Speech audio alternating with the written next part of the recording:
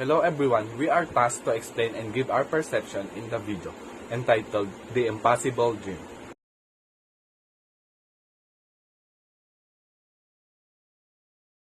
The way work is divided between men and women according to their gender role is usually referred to as the gender division of labor.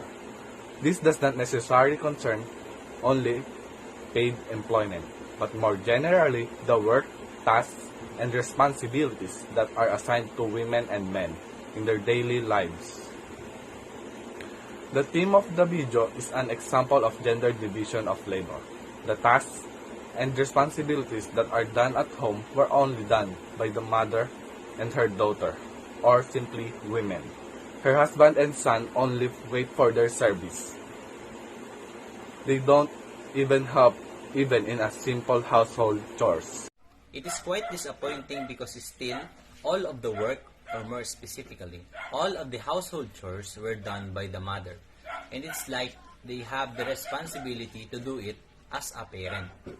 And as I researched, I found that there is still discrimination in the salary of a female employees compared to the male employees.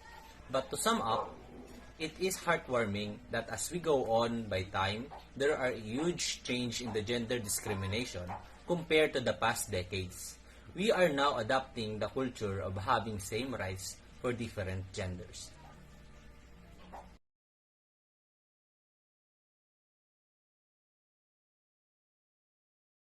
For me, gender stereotype is a generalized belief or preconception about the features or characteristics that women and men have or should have, or the role that men and women should play. Next is gender bias. It refers to a person that is treated differently because of his or her gender identity, whether genuine or perceived. Last is gender discrimination. It is the unfair or unequitable treatment of a person or a group of people because of their gender identity. Gender stereotype. It means you are knowing the differences between woman and a man. It limits the natural talents and abilities of one individual that makes their self-esteem to fall. In gender biases, you're only looking for a one-sided situation between genders. You are focusing on the one over another. And in gender discrimination, you only focusing on the negative side of genders. It is an disadvantageous treatment of an individuals or group of individuals based on genders.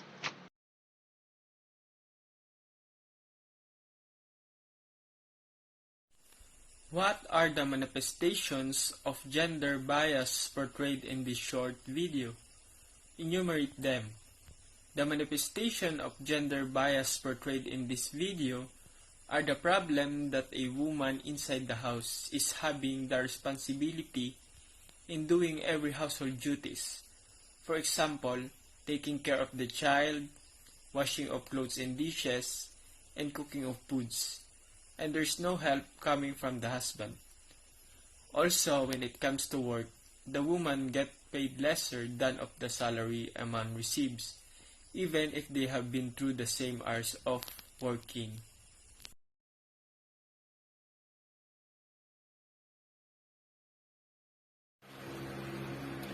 My reaction in the manifestation of gender bias portrayed in this short video is that gender bias is no good at all. This kind of situation needs to talk about. It is needed to address it immediately so that we will lessen and prevent this kind of situation. The video made me realize that being a man doesn't give me the opportunity or permission to not help the woman or my partner and make her do all the job inside the house so that she will provide for everything. It is important for me or for us to know that gender bias affects our relationship and the way we communicate with others.